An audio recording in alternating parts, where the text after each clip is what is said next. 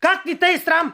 На работа отивам, бях на хлебозавода, идвам от работа. Мели, айде по-бързо, че едно да купиш детето, няма кой да го купи. Идвам тук детето в памперсите, накан, напикан. Аз ще да ме шадода, докато да изпуша една цигара. Айде, чак до портата, ще те цапна, ще те ударя. Дето да седам да пуша една цигара. Ава чакай, викам, да се издъхна малко. Веднага дете да гледаш, дете да къпиш, айде да готвиш, айде да шеташ, айде да пиреш. Ебе, как ни те изсрам, бе, помияр такъв? Как ни те изсрам, бе?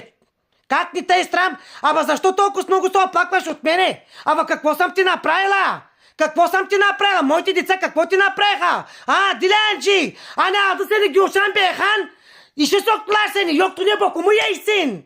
Sen de kimse sormadı. Nereden yedin, nereden içtin, nereden giydin de Seykaz oğlu. Ne kalktın sen kızanlarımı konuşursın? Ne kalktın sen kızanlarımı konuşursın?